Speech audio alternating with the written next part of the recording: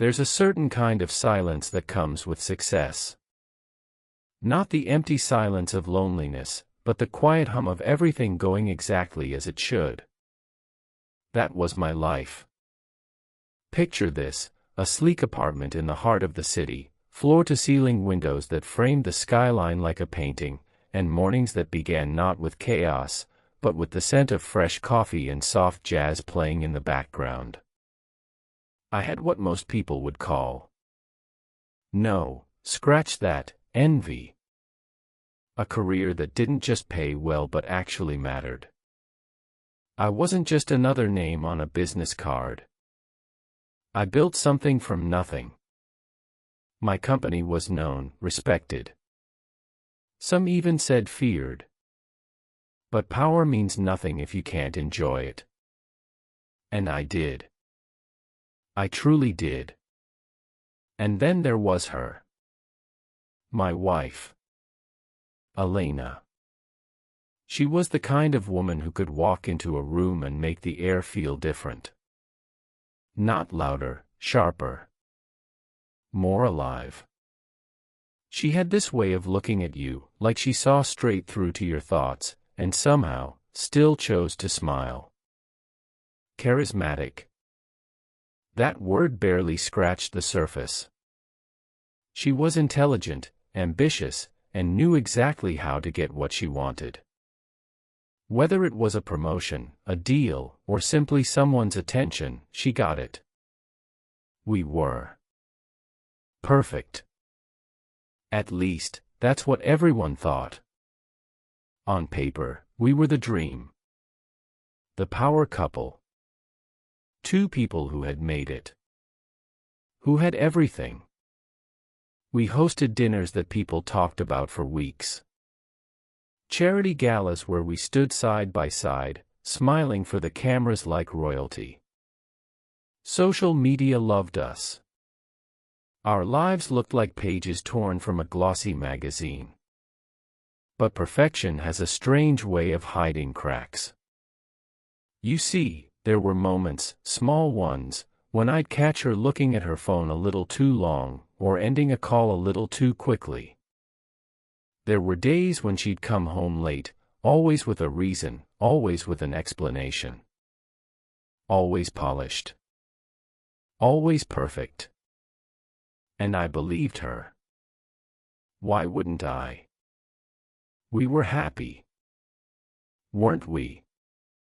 Our conversations had become shorter. Not cold, not angry, just routine. Like two actors who had rehearsed their lines so many times they no longer needed to look at each other while speaking them. Still, we laughed. Still, we touched.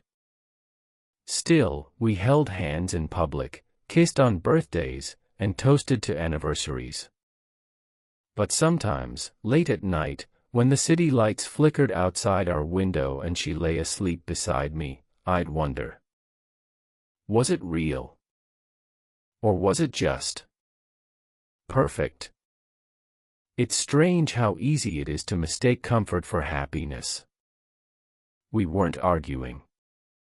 We weren't breaking things or sleeping in separate rooms. No one had moved out. No papers were signed. But time had a way of slipping through our fingers like sand, and I was starting to feel its weight. We met years ago, before any of this. Before the fame, before the fortune, before the silence. Back then, we were fire. Two souls burning too bright, feeding off each other's energy. She challenged me. Pushed me. Made me believe I could build empires with my bare hands. And I did. I built everything she said she wanted. And she built her own world too. Not beside mine, parallel to it. Sometimes I'd walk into her office and see her on the phone, eyes sharp, voice low, calculating. She wasn't just playing the game. She was winning it. But somewhere along the way, we stopped sharing victories. I used to be the first person she called when she closed a deal. Now, I heard about it secondhand, from mutual friends who saw it on LinkedIn. Or worse, from the news. She never lied to me. At least, not outright. She just stopped telling me things. Small things at first. A business trip that came up last minute. A dinner with colleagues that ran late. A new investor she was working with. Always reasonable. Always plausible. And I believed her. Because what husband wants to believe otherwise? Our apartment was big, too big, some would say. Marble floors, velvet couches, art on the walls that cost more than most people made in a year. Everything in its place. Perfectly curated. Like us. Sometimes I'd come home and find her sitting by the window, sipping wine, staring out at the city like she was waiting for something or someone. When I asked if everything was okay, she'd smile and say yes. So I smiled back. Because that's what you do when you're living the dream. You don't question it. You don't pull at the seams. Not until they start to tear on their own. There were nights when I'd lie awake, listening to her breathe beside me, wondering if she ever thought about us the same way I did. Did she miss the way we used to be? Did she remember the way we laughed so hard we cried? The way we used to stay up all night talking about the future? Or had she already left, long before she ever walked out the door? I used to think that love was like a flame, something you had to keep feeding, or it would die. But maybe I was wrong. Maybe love doesn't just go out. Maybe it fades. Slowly. Quietly. Until one day, you look around and realize the warmth is gone, and all that's left is the memory of what it once felt like. We still touched, light brushes of fingers when passing in the hallway, the occasional kiss on the cheek when leaving for work. But it wasn't the same. It never was after a certain point. There were no more long embraces. No more stolen moments by the kitchen counter while breakfast burned. It wasn't hate. Not even anger. Just distance. A slow drift, like two ships that once sailed side by side but now followed different winds. Still, we played our parts well. Too well, maybe. At parties, we laughed together. We toasted to each other's success. We held hands when photographers came near. People admired us. Envied us. Some even asked how we kept the spark alive for so long. And I'd smile. Because what do you say to that? That the spark was gone. That we'd become strangers who shared a name and a bed but little else. That I could sit across from her at dinner and not know what she was thinking. No. I'd just nod and say, communication, or some other cliché people like to hear. But deep down, I knew something had changed. There was a moment, small, almost insignificant, that stayed with me. One evening, I walked into our bedroom and found her laughing on the phone. She didn't hear me come in. Her face lit up in a way I hadn't seen in months. Her voice was soft, playful. Not the tone she used with clients. Not the tone she used with me. When she saw me, she paused. Just for a second. Then smiled and said, "I have to go. He's home." She ended the call quickly. "Who was that?" I asked, casually. "Oh, just a friend," she said, brushing it off. You wouldn't know her. I didn't press. I never did. But something about the way she said it, the hesitation, the glance away, stayed with me. I told myself it was nothing. But nothing shouldn't leave a mark. I used to think that trust was the foundation of any good marriage. That as long as we were honest with each other, everything else would fall into place. But honesty isn't just about telling the truth, it's about sharing it. And somewhere along the way, she stopped sharing hers with me. There were signs. So many signs. I just didn't want to see them. Like the way she'd leave her phone face down on the table, even when she wasn't using it. The way she'd lock her laptop screen when I walked into the room. The sudden need for privacy in a life we once built together. She started traveling more. Business trips. Always business. New York. Paris. Dubai. Sometimes alone, sometimes with colleagues whose names I barely knew. She always sent pictures, skyline views, designer cocktails by the pool, smiling selfies with people who looked like they belonged to another world. And I liked every one of them. Because that's what you do when your wife is living her best life. But at night, when I scrolled through those same pictures again, something felt off. Not wrong, just distant. Like watching someone live a life you're not part of anymore. We still talked. Of course we did. We weren't strangers. We were just less than we used to be. Sometimes I'd catch myself watching her during dinner. The way she moved her hands when she spoke. The way her eyes flickered when she smiled. It was all so familiar, and yet foreign. Did she feel it too? The silence between us? Or had she already made peace with it? There were nights when I wanted to ask her, really ask her, if she was happy. If we were happy. But I never did. Because I was afraid of the answer. Afraid that she'd say yes. Afraid that she'd say no. Because if she said no, then why wasn't she fighting for us?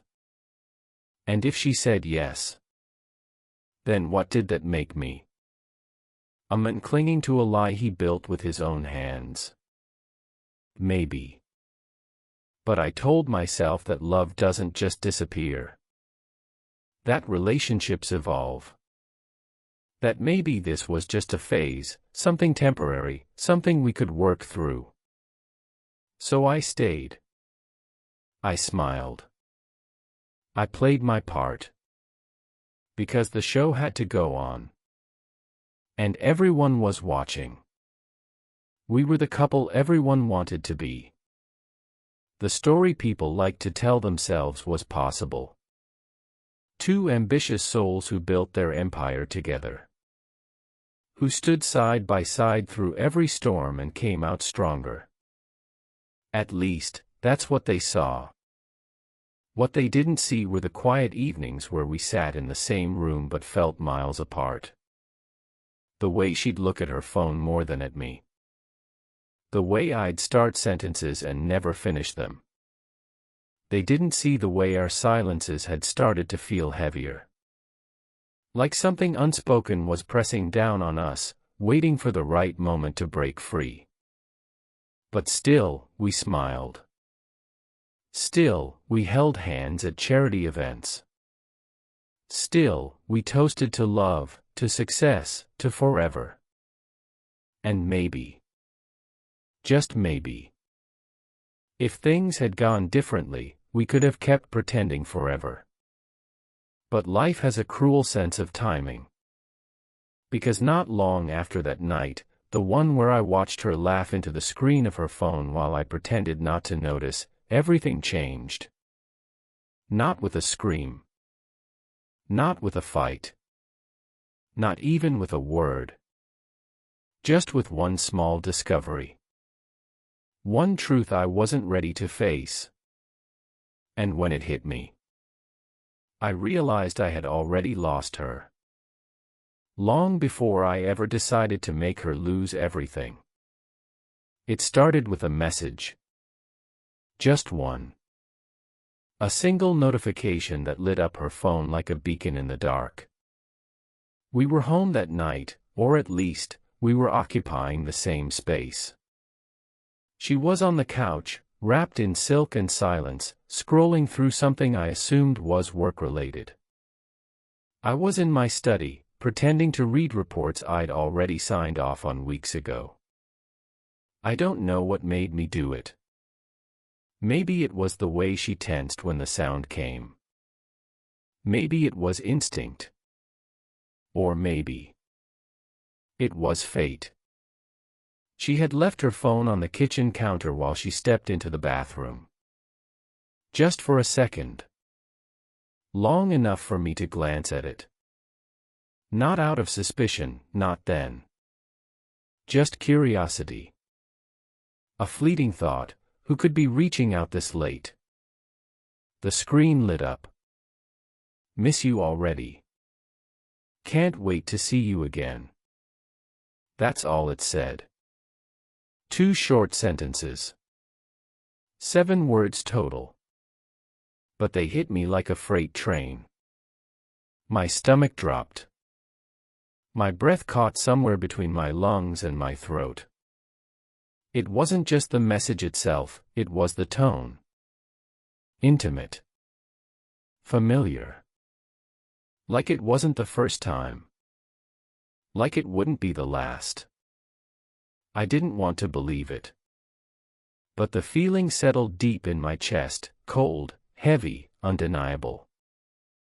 I turned away before she came back. Pretended I hadn't seen anything.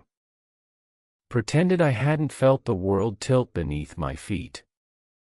And when she walked in, smiling softly, eyes scanning the room before landing on her phone, I smiled too. Because what else could I do? I didn't sleep that night. Not because I was angry. Not because I was hurt. But because I couldn't stop thinking about when it started. How long had this been going on? Was it recent? Or had I been living a lie for months, maybe even years? I lay there beside her, listening to her soft breathing, wondering if she was dreaming. Wondering if he was in them. The silence between us felt heavier than ever. And for the first time, it wasn't just distance, it was betrayal. But I said nothing. Because in that moment, I realized something. If she wanted to play this game, I would let her. I wouldn't give her the satisfaction of seeing me break. I wouldn't scream. I wouldn't cry. I wouldn't beg or plead or demand answers. No. Instead, I would watch. I would listen. And I would learn. Because if she thought she could hide this from me, she had no idea what I was capable of hiding from her. The next morning, everything looked the same. The sun rose. The city hummed with life. Our coffee was still warm when we poured it into matching mugs, hers white, mine black. She kissed my cheek before heading to the shower, just like always. "See you tonight?" she asked. "Of course," I replied. As if nothing had changed. As if I hadn't seen the message. As if my entire world hadn't been turned upside down. But inside, I was unraveling. I couldn't focus at work. Numbers blurred on spreadsheets. Meetings passed in a haze of polite nods and empty smiles.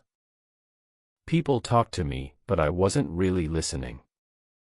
All I could hear were those 7 words echoing in my head. Miss you already. Can't wait to see you again. Who was he? How long had this been going on? Did anyone else know? And most importantly, why? Why her? Why us? Why now? There were so many questions, and I didn't have a single answer. But I would find them. Every last one. Because I refused to be the fool in my own story. So I played my part. I smiled when I needed to smile. I touched her hand when the moment called for it. I let her believe I was still the man she thought she knew. But deep inside, something had shifted. Forever. I started paying attention to things I used to ignore. The way she looked at her phone when it buzzed, not just a glance, but a pause. A flicker of recognition in her eyes before she even touched the screen. The way she sometimes left rooms suddenly, as if a thought had struck her, or a message had arrived. And the way she dressed for certain days. Not just for work. Not just for events. But for something else. Something specific. She wore red on Thursdays. Not always, but often enough. And on those days, she'd come home later than usual. Always with an excuse. Always reasonable. Always rehearsed. I never confronted her. Not yet. Instead, I became a student of her life. I memorized her schedule. Watched her habits. Listened to the way she spoke about people, especially him. Because yes, I found out who he was. Not right away. It took time. Patience. But eventually, patterns emerged. His name came up during a conversation she thought I wasn't listening to. She mentioned him casually, like he was just another name in her world. But there was something in her voice. A softness. A warmth that hadn't been directed at me in a long time. He was a client. Or so she said. A charming one. Successful. Confident. The kind of men who knew how to make women feel seen. And she liked that. Of course she did. Who wouldn't? But what hurt the most wasn't the betrayal itself. It was the ease with which she slipped into it. Like lying to me had become second nature. Like I had already stopped mattering. I didn't rage. I didn't cry. I didn't throw things or scream into the void like a man broken beyond repair. Instead, I did something far more dangerous. I listened. I watched. And I waited. Because now I knew. Not just that she was lying. But how well she could do it. How deep the deception ran. And how easy it was for her to believe I would never find out. So I let her believe it. I smiled when she walked in late. I kissed her on the cheek when she said she'd missed me. I nodded when she told me about long days at the office and meetings that ran over. I played the part of the devoted husband so well, even I almost believed it. But inside, I was already gone. Not emotionally. Not entirely. But mentally. I had already started building the walls. Preparing for what was to come. Because if she thought she could walk through life untouched by consequence, then she had no idea who she was dealing with. That night, the one where I saw the message, changed everything. It didn't end us. No. It ended her. Her illusion of control. Her belief that she could keep playing both sides without ever being caught. And most of all, her idea of who I was. Because from that moment on, I wasn't just her husband anymore. I was her downfall. Waiting in silence. Watching every move. And ready to strike, not with noise, but with precision. There's a moment in every war when the general decides not just to fight, but how to win. Not with brute force. Not with chaos. But with precision. And that night, the same one where I watched her smile at a message from him, I made my decision. I wouldn't destroy her with accusations. I wouldn't humiliate her with scenes or tears. No. I would let her believe she had won. Let her think she had outsmarted me. Because only then, when she felt safest, would I show her what it truly meant to lose. So I made a silent vow. Not to hurt her, but to unmake her. Piece by piece. Without lifting a finger. I've always believed that the most powerful weapon isn't anger. It's knowledge. And I had something she didn't expect. I knew her better than anyone. Better than her friends. Better than him. Better, maybe, than she knew herself. She thrived on control. On perception. On being admired, desired, needed. That was her strength. But it was also her weakness. Because when you build your world on how people see you, you become fragile the moment they start to look closer. So I started with small things. I began paying attention to the people around her, not just the obvious ones, but the quiet players.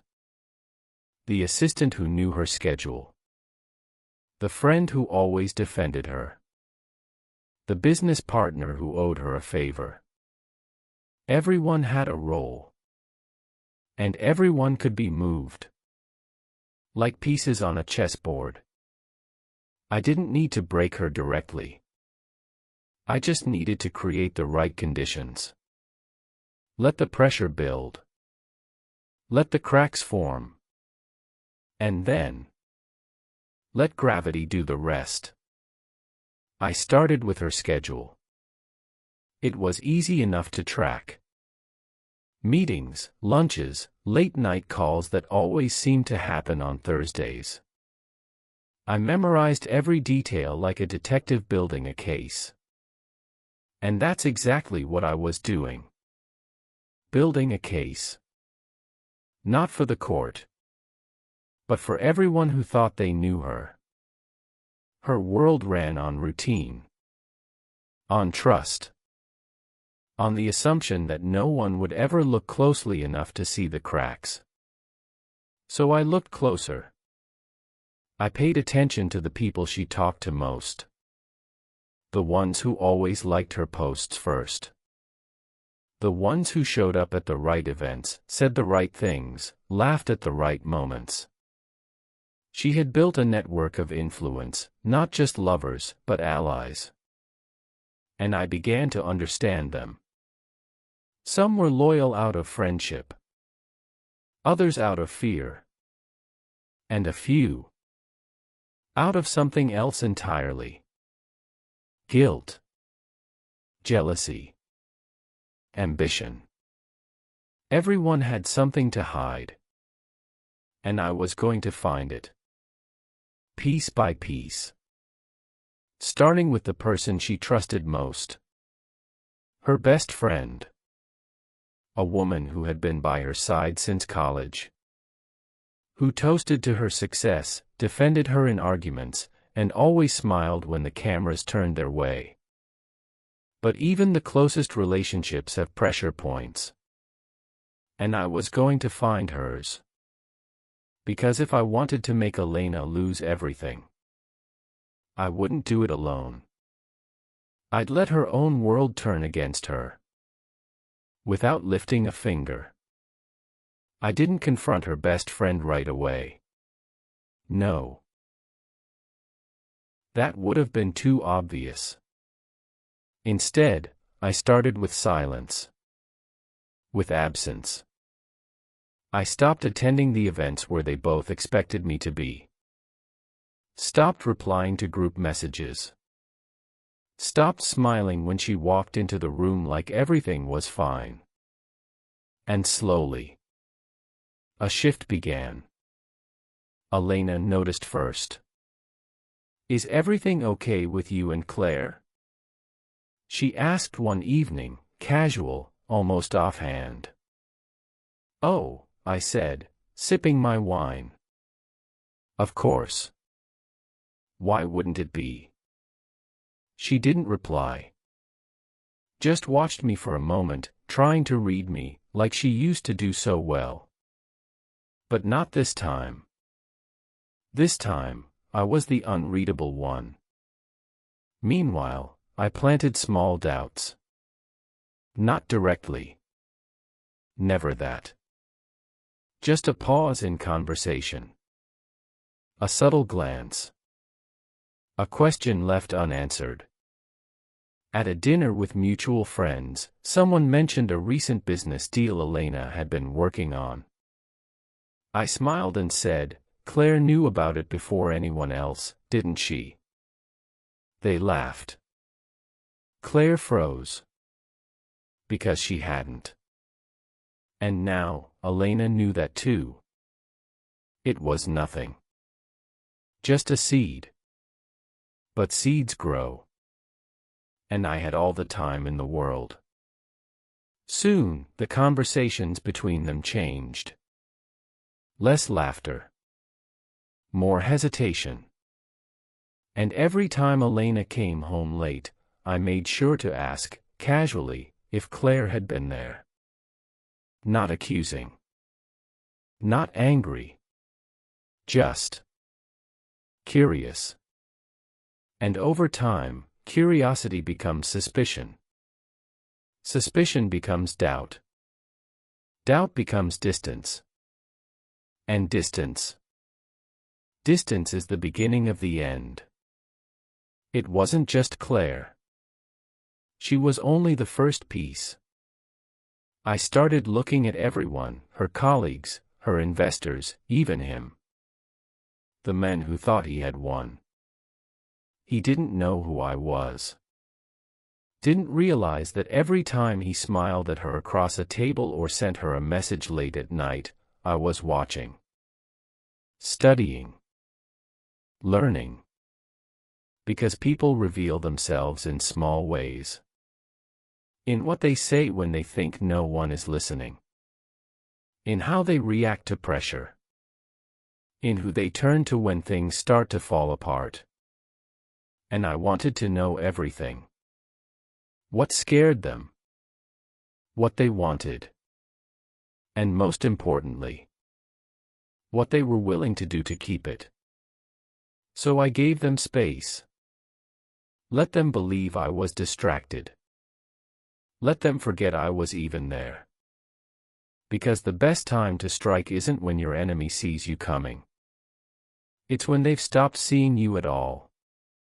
And so, I made my silent vow again and again, no accusations. No confrontations. No noise. Only movement. Only calculation. Only time. Because she had built her life on perception. And I would be the one to change it. One whisper at a time. One truth at a time. One betrayal at a time. She still smiled at me. Still kissed me goodnight. Still believed she was untouchable. But not for long. Because while she slept peacefully beside me, dreaming of someone else, I lay awake. Planning. Waiting. Watching. Because the game had begun. and I was already 5 steps ahead. She was good. I'll give her that. If I hadn't already known the truth, I might have believed her performance. Every morning, she'd wake up with the same grace, hair perfectly brushed, makeup subtly applied, voice soft as she asked if I wanted coffee. She kissed me like nothing had changed. Like we were still the couple everyone admired. Still the power duo of the city. But now, I saw it. The way her smile never quite reached her eyes. The way her laughter came a second too late. The way she touched me, not out of passion, but habit. Like a pianist playing a song she once loved, but now only remembered the notes to. And outside those 4 walls, she played the part even better. At events, she smiled brighter, laughed louder, hugged our friends tighter. She made sure to be seen holding my hand, looking at me with what others would call love. But I knew better.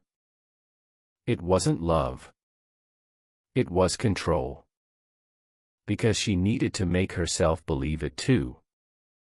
That everything was fine. That I didn't know. That she was safe. But safety is an illusion. And illusions are easy to destroy. So I kept watching. Not just her, but everyone around her.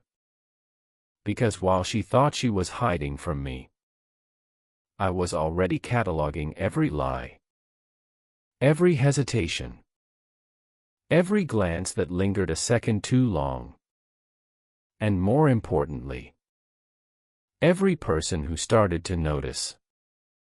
It started with small things. Claire, her best friend, the one I had already begun to distance from her, became more hesitant in her praise. Less eager to defend her when someone made a joke at her expense. She still smiled, still laughed, but now there was something else behind it. Doubt. I saw it in the way she watched Elena during dinners. The way she paused before agreeing with her opinions. The way she Northwest longer leaned in close and whispered secrets like they were sisters. And Elena noticed. She tried to fix it. She invited Claire for lunch. Sent her private messages that ended in heart emojis. Laughed a little louder when Claire spoke, as if trying to remind her of the bond they once shared. But it wasn't working. Because Claire had started to see what I had seen. That Elena wasn't who she pretended to be. Not just to me, but to everyone. And if you start doubting one truth, it makes it easier to question others. So I did nothing. Just let them drift apart. Let the silence between them grow. Let the questions pile up without answering any of them. And soon, others began to follow. Her mother, always proud, always supportive, started asking more questions. Have you two been okay lately? You seem distracted, dear. Is everything all right at home? Elena would laugh it off. Say it was just work stress. That we were both busy. That love didn't always mean perfect harmony. And they believed her. For now. But belief is fragile. Once shaken, it never quite returns the same way. Even her colleagues started to notice something was off. At first, it was subtle. A missed meeting. A delayed response. A deal that didn't close as smoothly as expected. She blamed it on stress. On travel fatigue. On the usual chaos of running a life like hers. But people talk. And when someone who has always been sharp starts showing signs of distraction, Others start asking why. I watched from the sidelines as her confidence wavered in ways only those closest could see. She used to dominate conversations. Now she sometimes paused before speaking. She used to be the first to answer questions. Now she hesitated, just slightly, before responding. Not enough for most people to notice. But enough for me. Because I knew what she looked like when she was in control. And now, she wasn't. And the more she tried to pretend she was, the more obvious it became. Even at home, our interactions had changed. We still sat across from each other at dinner. Still shared wine. Still talked about work and friends and the occasional trip we might take. But everything had a script. Everything had a purpose. She was performing. And I was watching. Letting her believe she was convincing me. Letting her believe I was still the man who trusted her. Because if she thought I hadn't noticed, then she would never see what was coming. She started making mistakes. Small ones, at first. Forgetting things she had told different people. Saying one thing to me and another to her friends. Telling Claire they hadn't met with a certain client, only to mention the same meeting to her assistant in front of me. It was almost beautiful, how easily it unraveled. Like watching a spider try to fix a web that's already been torn. And the more she tried to hold everything together, the more fragile. One evening, we were at a charity gala, our usual crowd, the same champagne, the same polite smiles. I stood beside her as people came up to talk, complimenting her dress, asking about her latest project. Someone asked, "How are things going with your partnership with Marcus?" Marcus was him. The man who thought he had won something. Elena smiled, perfectly composed. Great. We just closed the deal last week. I said nothing. Just sipped my drink. Because I knew what she didn't. That Marcus had already gone silent. Not because of me. But because I had made sure he saw something that made him question everything. A photo. A message. A name mentioned in passing by someone who no longer owed her loyalty. And now, he wasn't answering her calls. He wasn't returning her texts. He was disappearing.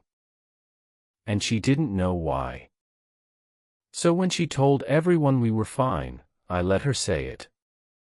Let her believe she still controlled the narrative. Let her walk away from that conversation thinking she had convinced everyone. But I saw the flicker in her eyes. The smallest crack in her mask. Because for the first time, she felt it. The ground beneath her feet wasn't as solid as it used to be. And though she didn't know it yet, I was the one who had shifted it. The silence between us at night had changed. It used to be comfortable, the kind of quiet that came from familiarity, from years of knowing someone so well you didn't need words to feel close. Now it was heavy. Like she was waiting for me to say something. Like she wanted me to ask a question she wasn't ready to answer. And I saw how it wore on her. She started checking her phone more often when she thought I wasn't looking. Her fingers would tense when it buzzed. She'd read messages and then lock the screen like she was hiding something, even though she never said anything out loud. I never asked who it was. Never pressed her. Just watched. Let her believe she was being careful. Let her think she was still in control.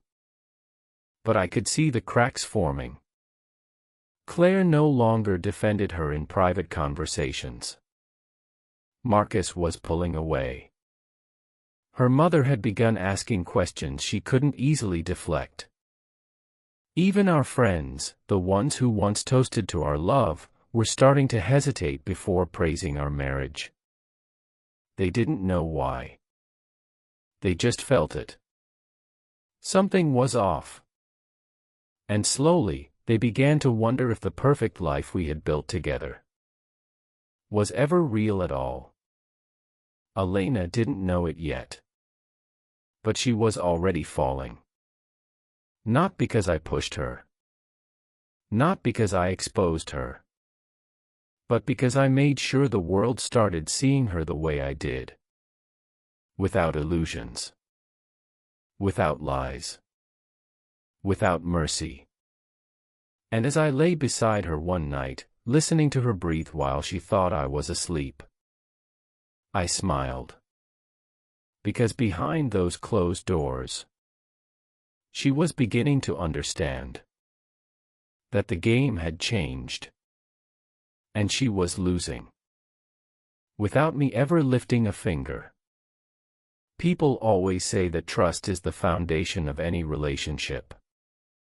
But what they don't tell you is that once it cracks, it never heals the same way. And I had made sure Elena's world was full of cracks. Not with accusations. Not with confrontation. But with silence. With questions left unanswered. With glances that lingered a second too long. With subtle shifts in tone, in body language, in loyalty. I didn't need to destroy her reputation directly. I just needed to make sure the people who once believed in her started to question why. So I began with Claire. Her best friend. The one who had stood by her through everything. Until now. I didn't speak badly of Elena to her. Didn't plant lies. Didn't manipulate. I simply let things unfold as they already were. Claire had begun to doubt. To hesitate.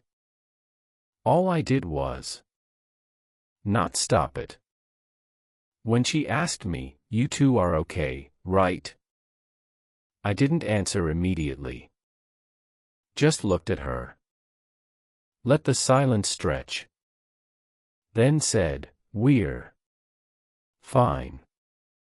A pause. Why do you ask? That was all. No accusation. No drama. Just enough to make her wonder if she was missing something. And from that moment on, she wasn't just Elena's friend anymore. She was a question mark. And questions have a way of spreading. Like fire. Like disease. And soon, others caught it. It started with small conversations. Not with Elena's enemies, she didn't have many. Not real ones. She was too charming for that. Too careful. Too good at making people believe they were on her side. But everyone has rivals. People who smile to your face but watch your every step. And I found them. One by one. I spoke to Marcus' partner at work, a woman who had always been close to him, maybe even closer than he let on. I asked about their latest deal, mentioned how Elena had told me it was going well. The woman paused. Then said, "That's interesting. He never mentioned working directly with her." I smiled. Didn't say anything. Just nodded, like it was nothing. Like I hadn't just dropped a stone into still water. And the ripples began. Marcus started pulling away from Elena. Not because of me. But because doubt had crept into his world. He didn't know what was true anymore.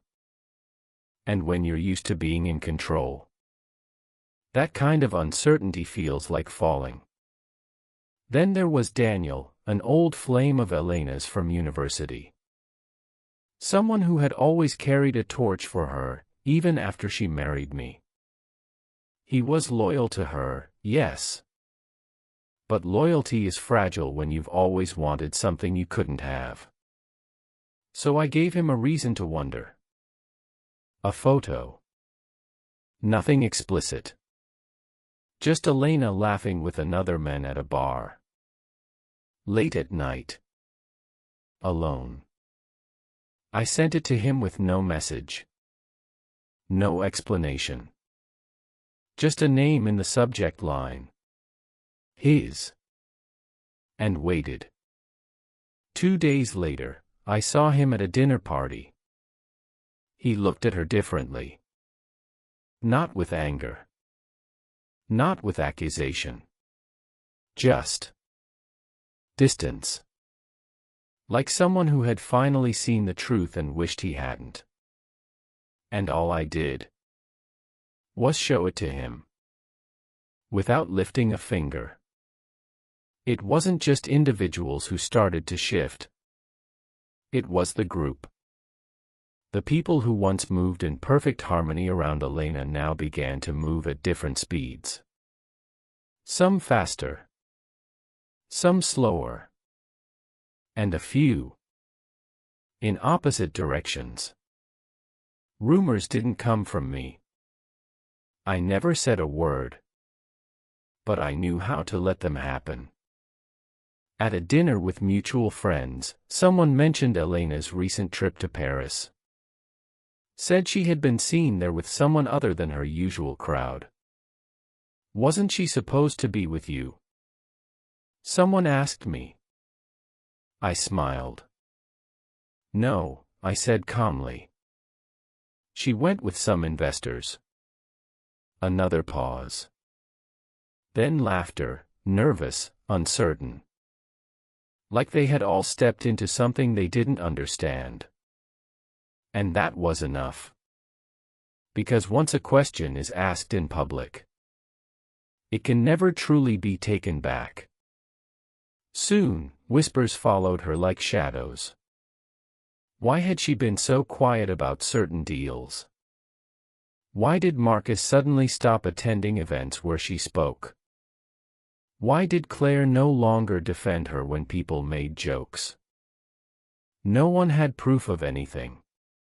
Just patterns. And patterns are more dangerous than facts. Because they make people believe without needing evidence. I watched as old alliances began to break. Elena tried to fix it. Of course she did. She was too smart not to notice the change in the air. She hosted dinners again. Tried to bring everyone together. Laughed a little louder. Touched arms a little longer. Reminded people of inside jokes and shared memories. But it wasn't the same. Because trust, once shaken, becomes fragile. And fragile things don't last long under pressure. So I kept my distance. Let her fight battles she didn't know I had already won. Let her believe she could still control what was slipping through her fingers. Because while she was busy patching up holes, I was making sure the water kept rising. And soon, even the strongest swimmer drowns. I didn't need to speak the truth. I just needed to make sure it was heard. And people were starting to listen. Not to me, I stayed quiet. Too quiet. But they listened to each other. To the pauses in Elena's voice. To the way she avoided certain topics. To the names that no longer appeared in her conversations. And most of all, to the silence around her. Because when everyone starts questioning the same thing at the same time, it doesn't feel like gossip anymore. It feels like revelation. So I let it grow. Let the tension build. Let the people who once toasted to her success now wonder if they had been part of something else entirely. Her mother started asking more questions. Why hasn't Marcus come over lately? Is Claire still upset about something? You've seemed distant, dear. Elena always had an answer. A joke. An excuse. A smile. But even she could feel the shift. I saw it in the way she looked at me sometimes. Like she was trying to figure out when everything had started to change. Like she was trying to remember if I had always been this quiet. Or if I had become something else. Something unreadable. Something dangerous. And still, I said nothing. Because the best lies aren't spoken. They're believed. And every day, more people began to believe the one I never told. That maybe. Just maybe. She wasn't who she claimed to be. And soon, even those closest to her started acting differently. Claire stopped posting pictures with her. Marcus declined invitations where she would be present. Old friends hesitated before agreeing to be seen with her in public. No one confronted her. No one accused her. But absence speaks louder than words. And the more people started keeping their distance, the more obvious it became that the world she had built for herself was beginning to fall apart. Without a single accusation. Without a single fight. Without lifting a finger. She didn't know who to trust anymore. That was the real victory. Not that people were turning against her. Not that whispers followed her into every room. But that she could no longer tell why. Was it because of me? Because of him? Because of something she had done and forgotten? Or was it just paranoia? That was the most beautiful part of it all. I never gave her certainty. Only questions. And questions have a way of consuming you. One evening, we attended a gala together, one of those events where everyone pretends to be happy to see each other. The kind where smiles are currency and eye contact is strategy. She walked in beside me, radiant as ever. But I saw the way people looked at her now. Not with admiration. Not with envy. But with calculation. They weren't wondering what she could do for them anymore. They were wondering how far she had already fallen. And whether they should step back before the debris hit them too. I watched as old friends hesitated before greeting her. As new ones avoided direct conversation. As even the host lingered slightly longer when shaking my hand than hers. And still, she smiled. Still, she held herself like a queen. Like nothing had changed. But queens fall too. And sometimes, the cruelest thing isn't betrayal. It's watching your world change while pretending it hasn't. That night, on the drive home, she finally spoke. Do you feel it? She asked, quietly. I glanced at her. Feel what? She hesitated. The way people look at me. I smiled. No, I said. Should I? She didn't answer.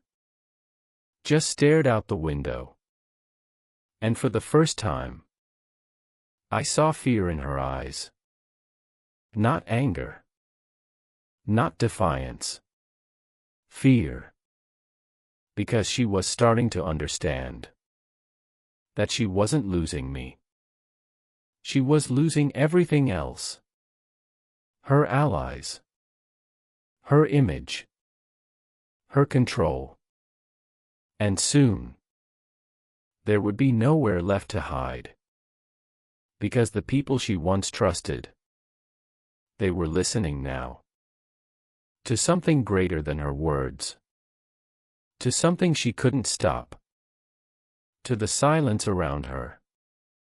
And in that silence was my voice. Unspoken. Unseen. Unforgiving. There's a certain kind of silence that follows someone who used to be untouchable. Not the silence of admiration. Not the silence of respect. But the silence of uncertainty. The kind that settles in rooms when people aren't sure what to say anymore. And I could hear it around her now. It wasn't just friends who started keeping their distance. It was business partners. Investors. Colleagues. People who once rushed to return her calls now took days, sometimes weeks, to respond.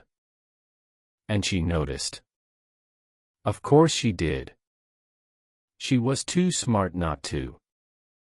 But she couldn't understand why. Because she still believed she was the only one playing chess. She didn't know I had already taken half her pieces. So she tried to fight back. She doubled down. Hosted meetings with key clients. Sent out personal messages. Tried to re-establish control by being more visible than ever. But visibility doesn't mean power. And power, once lost, is nearly impossible to reclaim. I watched as deals she had been negotiating for months suddenly stalled. As contracts were quietly pulled without explanation. As one of her biggest investors quietly withdrew support from her latest venture. No scandal. No confrontation. Just silence. And that's the cruelest thing of all. When something you've built starts slipping through your fingers, and no one will tell you why. Because they don't know either. They just feel it. Like a storm on the horizon. Something coming. Something inevitable. And she started to feel it too. She started asking questions. Not to me. Never to me. But to the people around her. Is something going on with Marcus? Why did they pull out of the deal? Has something been said about me? No one had answers. Because no one knew. They just felt it. Like a shift in the air before a storm. And that was the most beautiful part of it all. I never told anyone to stop working with her. Never whispered lies into ears. Never gave them a reason to turn away. I simply made sure the possibility was there. That she wasn't as untouchable as she believed. That her world wasn't as solid as it seemed. And once you start questioning your own power, it begins to slip. So when investors hesitated, I didn't intervene. When clients delayed decisions, I didn't push. When partners quietly walked away, I let them. Because sometimes, the cruelest thing isn't sabotage. It's letting someone fall. While everyone else pretends not to hear them scream. And Elena was starting to scream. Quietly. Internally. She didn't lash out. Didn't throw tantrums or accuse people without proof. No, she tried to stay composed. To remain elegant. To keep playing the game like nothing had changed. But I could see it. The way her hands lingered too long on her phone. The way she checked messages again and again, hoping for something, anything, that would tell her what was happening. And worst of all, she couldn't ask me. Because even she knew, if she asked the wrong question, I might finally answer. And she wasn't ready for that. She started watching me. Not openly. Not with accusations or direct questions. But I could feel it. The way her eyes lingered a second too long when she thought I wasn't looking. The way she asked casual questions about my day, not out of interest, but like she was trying to find something. A clue. A reason. Proof. And still, I smiled. Still kissed her on the cheek in the morning. Still held her hand at events. Still played the part of the devoted husband who had no idea what was happening to her world. Because that's what made it hurt the most. Not knowing. Not understanding. Feeling the ground shift beneath your feet and having no idea who moved it. One night, after a particularly quiet dinner, she finally spoke. "Has anyone ever said anything to you?" she asked. I looked up slowly. About what? She hesitated. About me. I tilted my head, like the question confused me. No, I said simply. Why? Should they have? She forced to laugh. I don't know. It just feels like. She trailed off. Feels like what? Like people are. Different lately. I nodded, like I understood. People change, I said. Maybe you're just noticing now. She didn't answer. Just stared at me for a long moment. Trying to read me. Trying to find the crack. But there was none. Because I had already won. She just hadn't realized it yet. And the more she tried to figure it out, the deeper into the web she pulled herself. Every time she reached for an explanation, she only found silence. Every time she searched for a reason, she found nothing but questions. And every time she looked at me, she saw only calm. Only love. Only peace. Which made it all the more terrifying. Because if it wasn't me, then who was it? And if it was me, how had she never seen it coming? She started making mistakes. Not the small ones anymore. Big ones. Slips in meetings. Missed deadlines. Failed negotiations. And worst of all, she began to doubt herself. Elena had always been sharp. Calculated. Confident. But now she hesitated. She second-guessed decisions. She asked for reassurance from people who used to ask her for it. It was beautiful, in a way. To watch someone who once controlled every room they entered, now feel like an outsider in their own life. I didn't push her.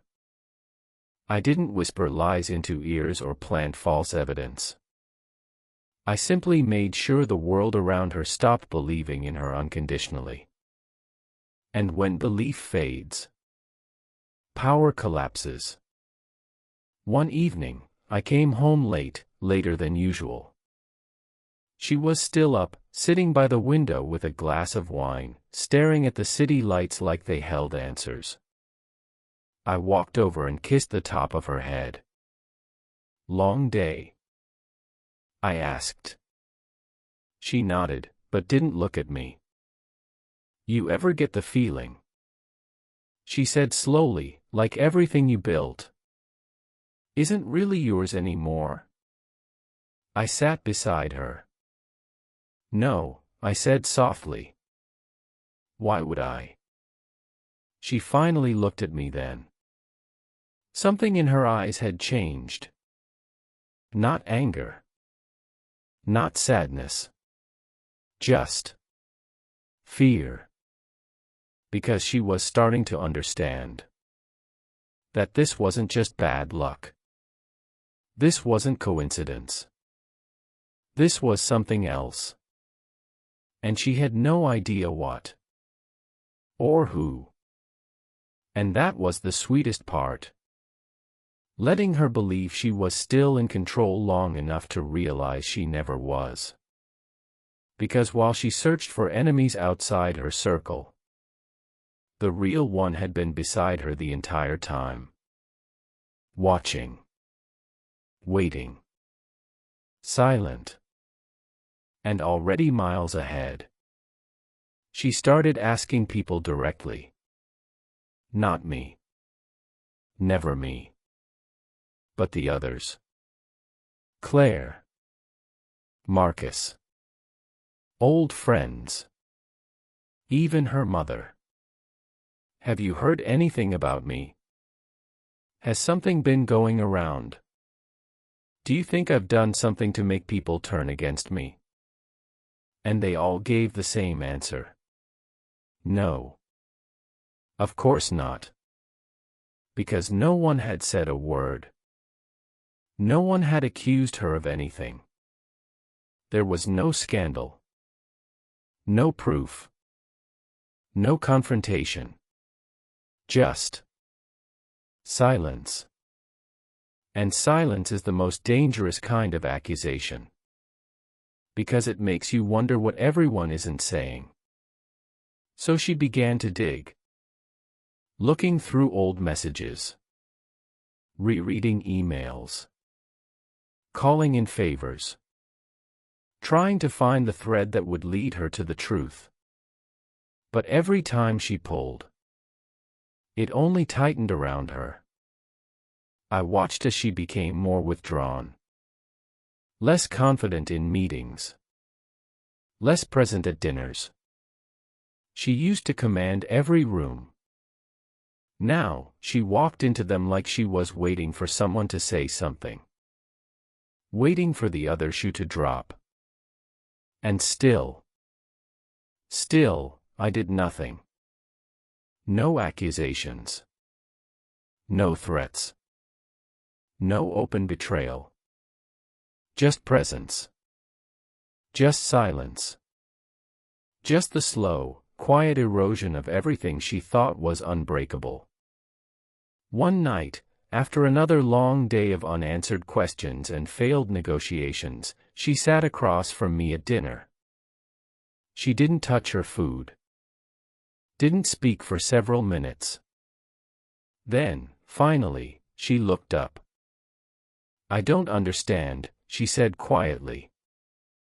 "What don't you understand?" I asked. She hesitated.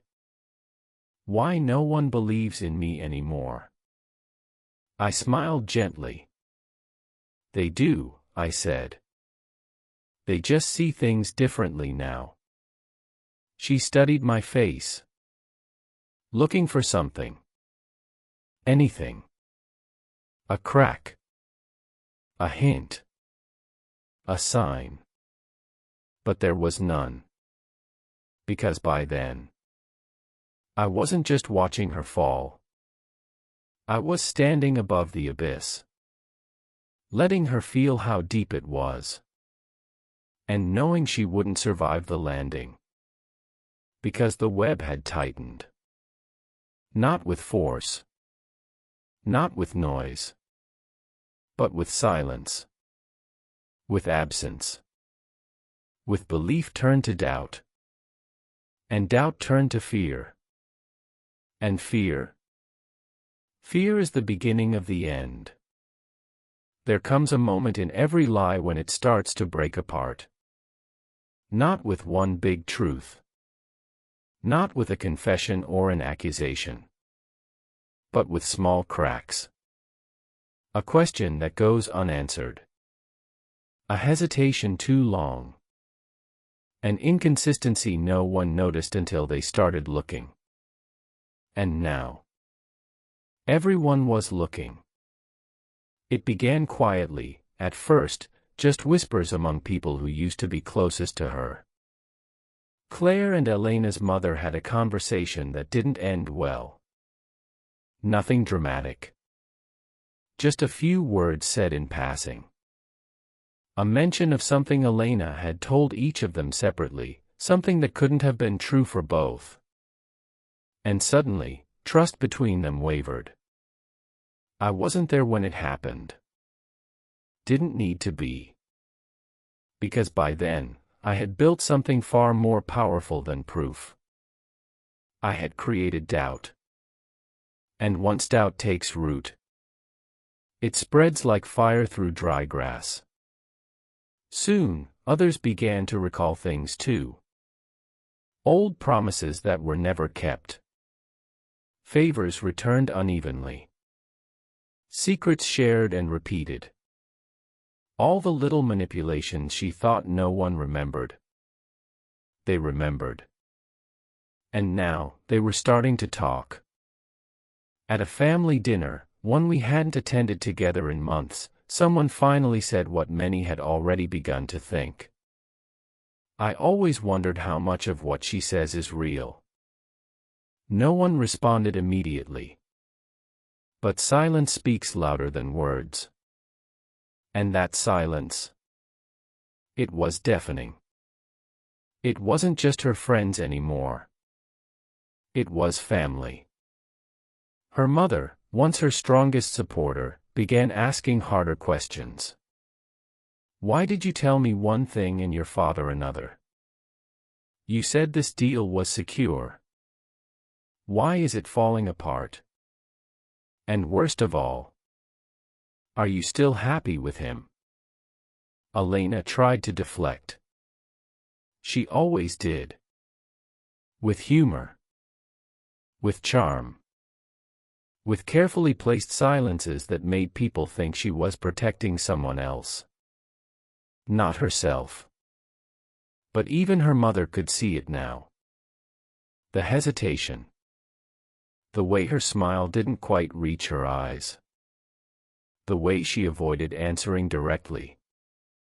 And slowly, the woman who had raised her, who once believed in her unconditionally, began to pull away.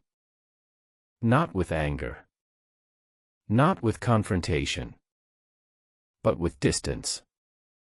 The kind that says more than words ever could. At a small gathering, just close family and a few old friends, Elena tried to reassert control.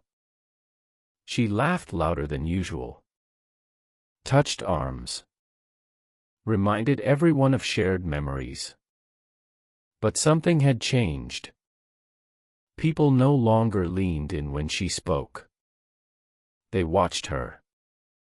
Measured her words.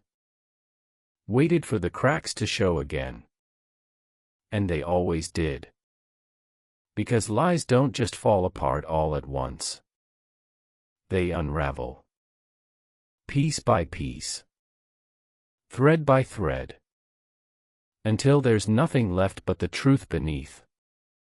And now, everyone could see it. Even if no one said it out loud.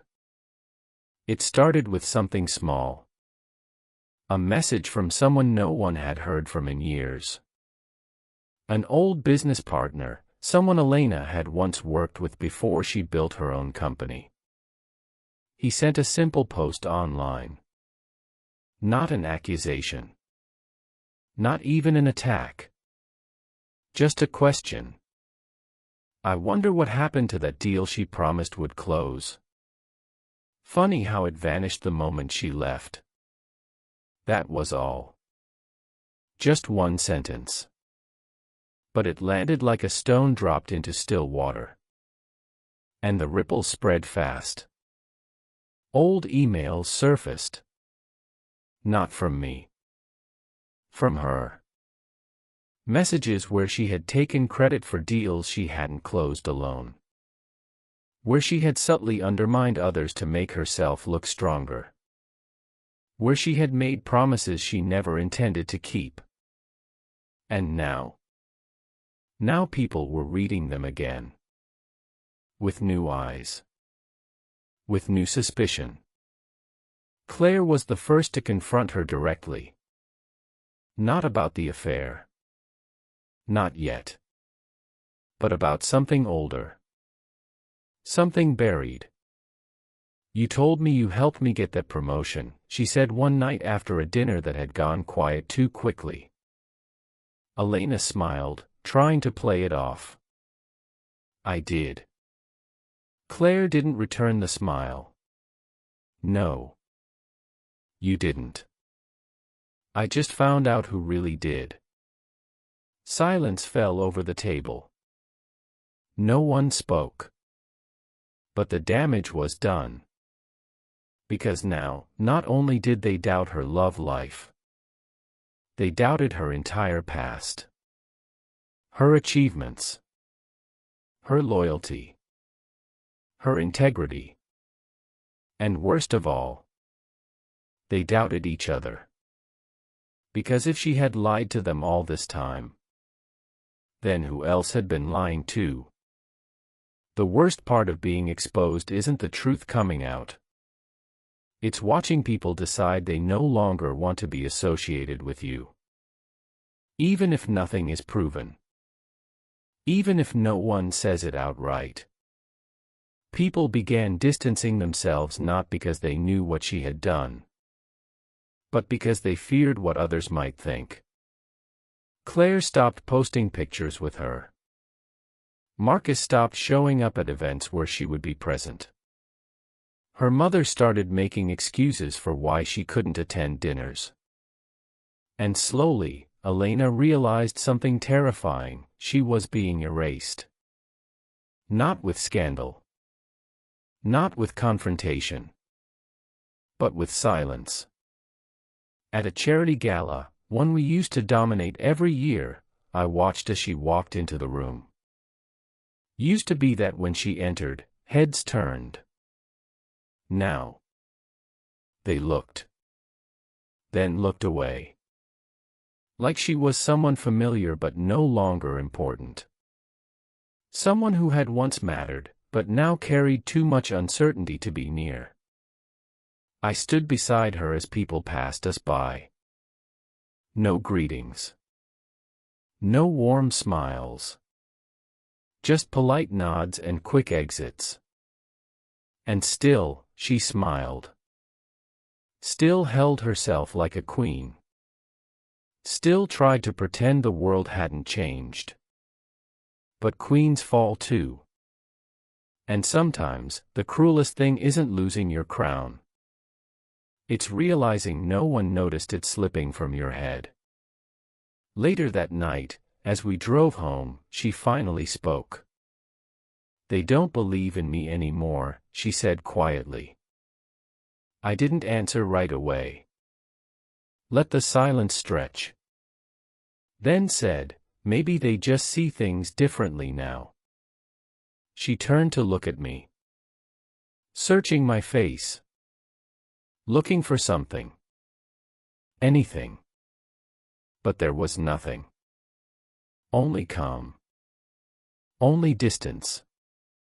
Only the space between us that had grown so wide. It could never be crossed again. Because the lie had unraveled. Not all at once. Not with noise. But with time. With patience. With precision.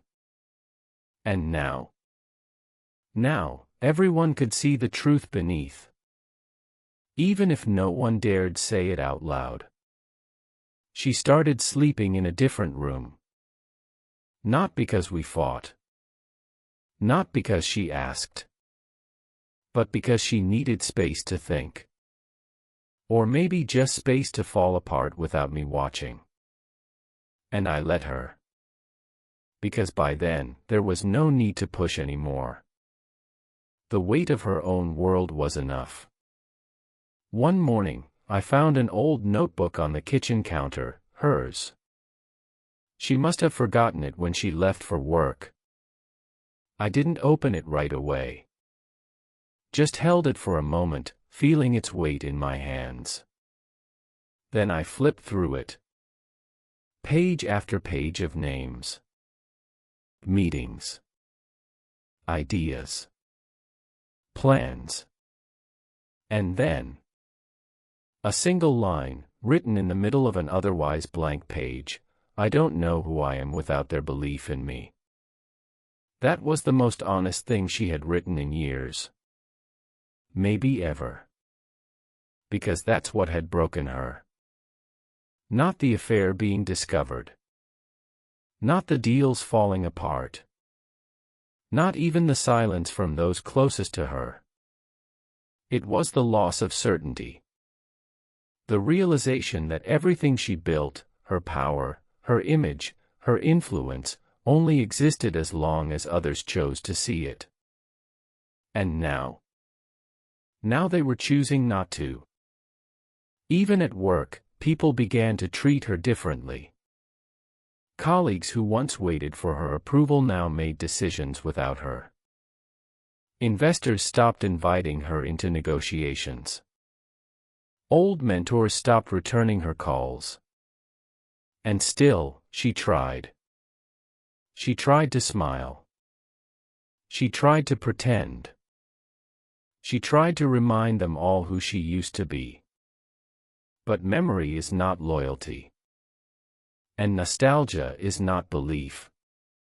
So she kept fighting a war no one else was still waging. Until one day, even she began to wonder. Was she still winning? Or had she already lost? And the worst part? She couldn't ask me.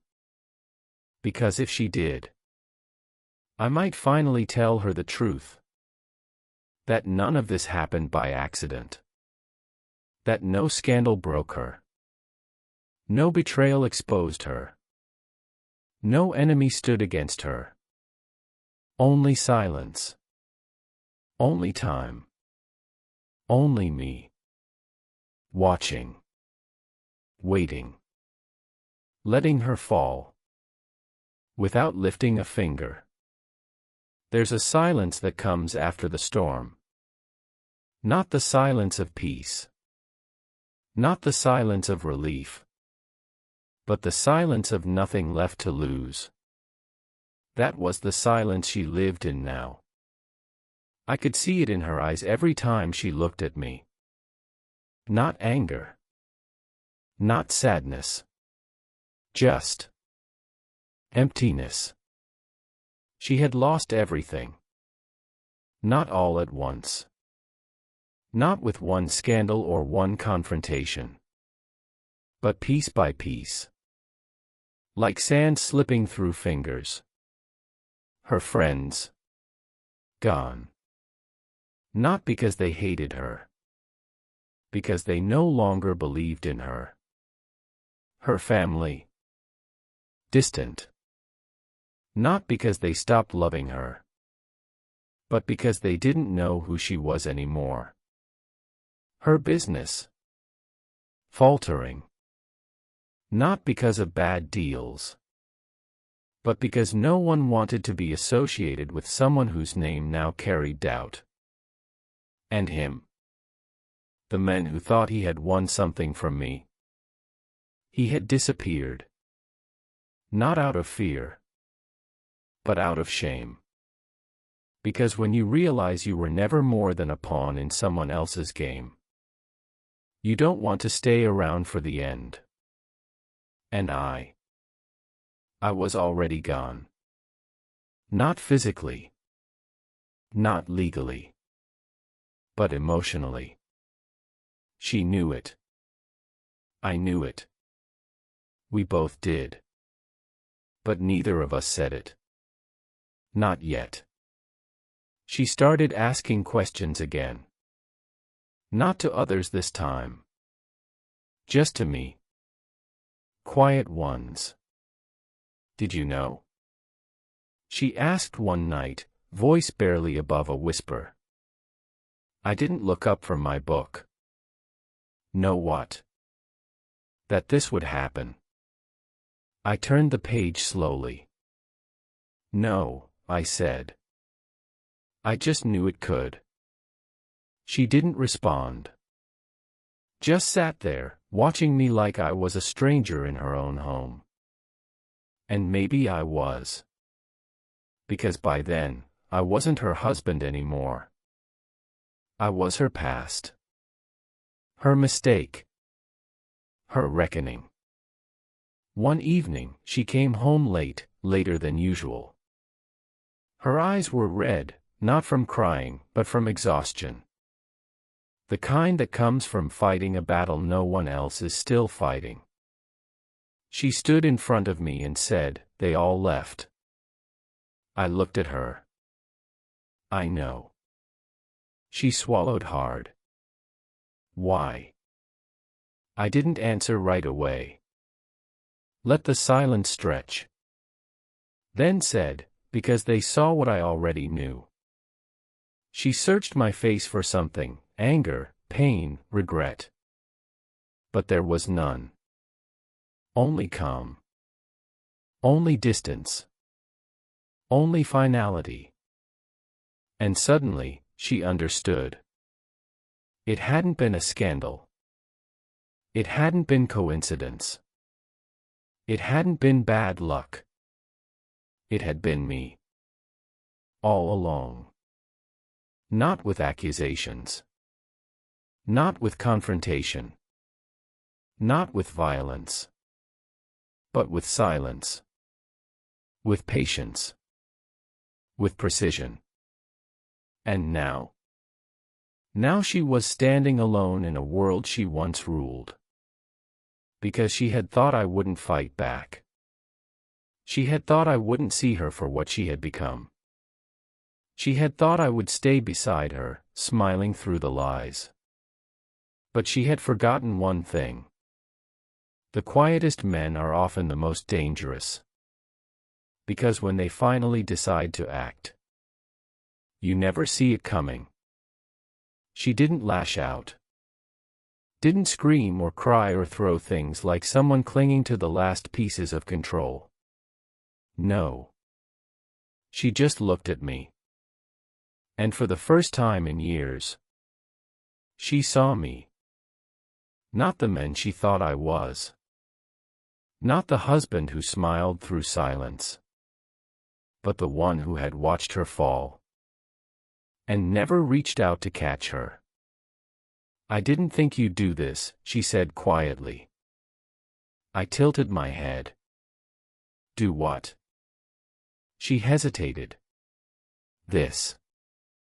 I smiled, not cruelly. Not with anger. But with finality.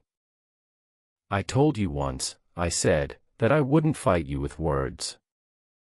Or accusations. Or scenes. I stood slowly. And I kept that promise. She swallowed hard. But you still destroyed me. I shook my head. No, I said softly. You did that yourself. She blinked. Like she wasn't sure if that was true. Or if she wanted it to be. I walked past her, toward the door. Toward the life I was leaving behind. And just before I stepped through it, I turned back. One last time. She was still watching me. Waiting. For what, I didn't know. Maybe an apology. Maybe an explanation. Maybe a goodbye. I gave her none. Just one sentence. Spoken calmly. Without regret. You thought I wouldn't do anything. Because I didn't fight back. A pause. Then the final words she would ever hear from me. You were wrong. And then I was gone. Without lifting a finger. Without breaking a rule. Without saying more than I needed to. Because sometimes, the cruelest revenge isn't destruction. It's letting someone see themselves clearly for the first time. And realize they don't like what they see. They say silence is powerful. But what they don't tell you is that silence leaves echoes. And mine had already begun to spread. I didn't make a scene when I left. Didn't slam the door. Didn't leave notes or final words. I just walked out. Like I had done every other morning. Except this time, I didn't come back. At first, she probably thought I was giving her space. Maybe even testing how long it would take her to realize I wasn't coming home. But days passed. Then a week. Then 2. And still, I didn't call. Didn't text. Didn't respond. Because I was already gone. Not just from the house. From the life. From the illusion. And soon, the world around us began to notice. Claire was the first to speak about it. Not in anger. Not in accusation. But with something else. Regret. She never saw it coming, she said during a quiet conversation with someone who used to be close to both of us. Neither did we. That phrase started showing up more often. He was always there.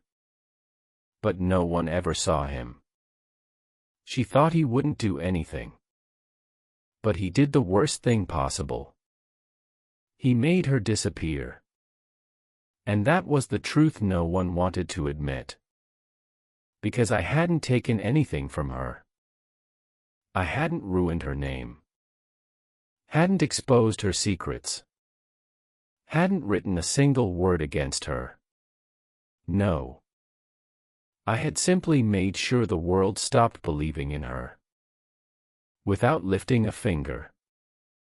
Without saying a word. Just by letting them see.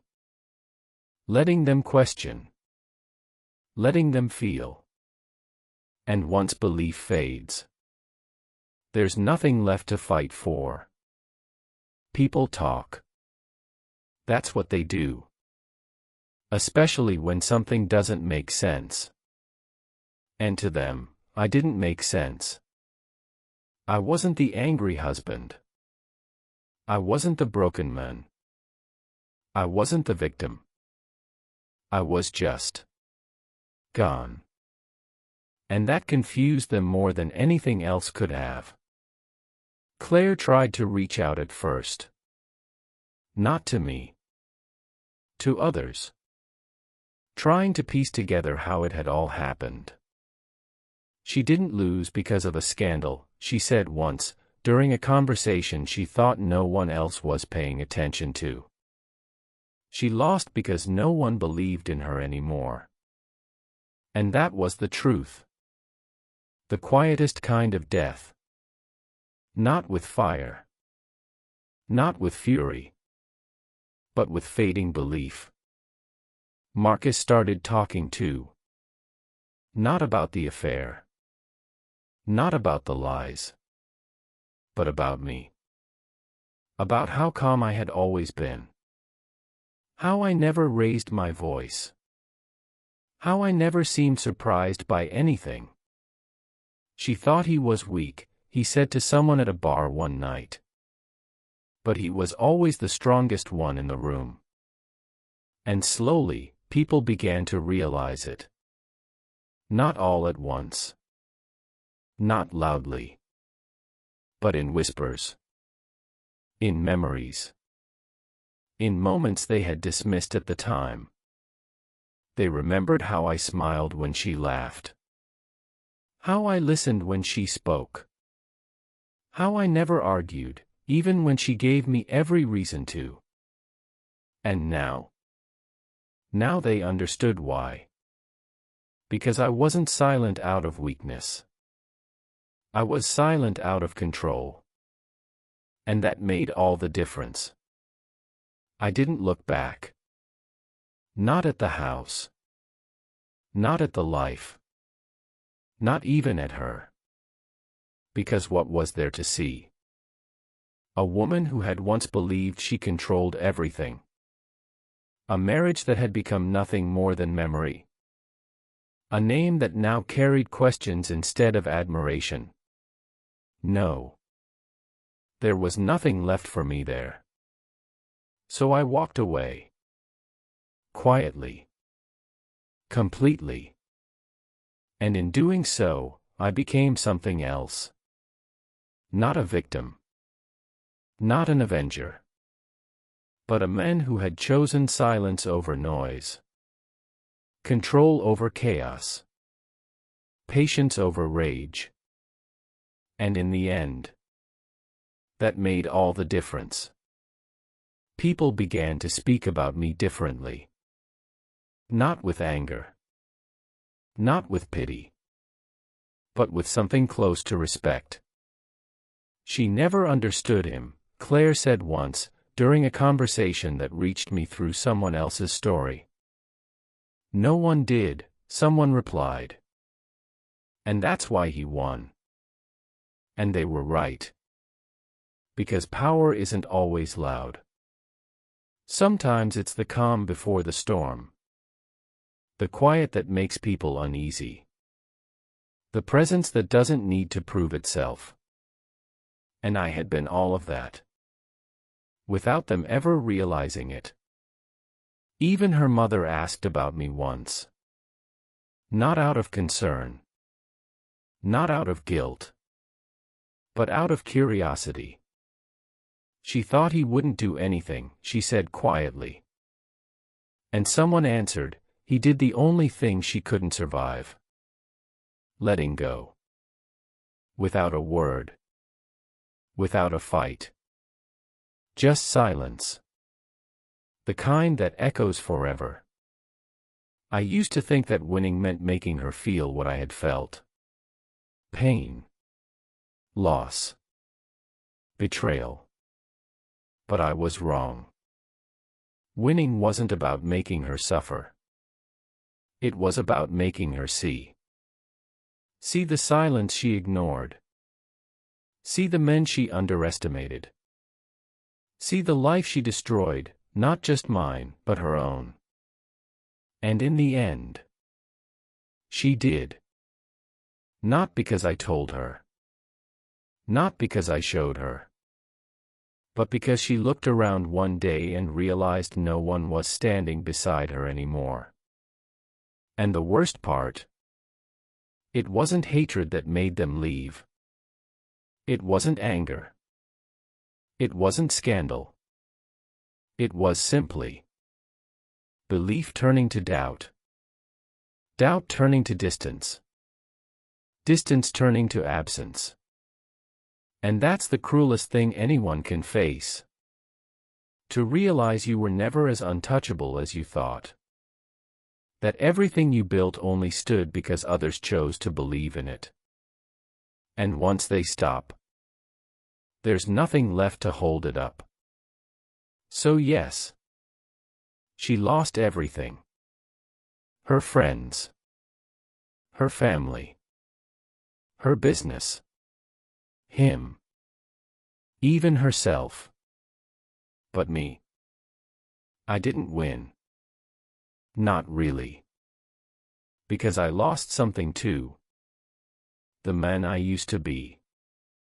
The one who still believed in love. In trust. In the idea that loyalty meant something. That man is gone. In his place stands someone quieter. Someone colder. Someone who learned that sometimes, the most powerful weapon isn't anger. It's understanding. Understanding people. Understanding silence. Understanding that sometimes, the best revenge is letting someone destroy themselves. While you stand back and watch. Without lifting a finger. I don't think about her often. Not the way people expect. There's no bitterness. No lingering pain. Just space. The kind that opens up after something ends and never gets filled again. Sometimes, I hear her name in passing. At a dinner. In a headline. From someone who still doesn't understand what happened. And when they ask me, sometimes directly, sometimes through someone else, if I ever regret it, I smile. Because the truth is complicated. I don't regret walking away. I don't regret letting her see what she had done. I don't regret making sure the world stopped believing in her lies. But I do regret one thing. That I ever believed she was worth the silence I gave her. Because in the end, me being quiet didn't just destroy her. It changed me too. I used to be a man who loved deeply. Who trusted easily. Who believed in partnership, in loyalty, in forever. Now I am someone else. A man who understands the weight of silence. The power of patience. The cost of control. And most of all, the finality of letting go. So yes, she became my worst nightmare. But I became hers.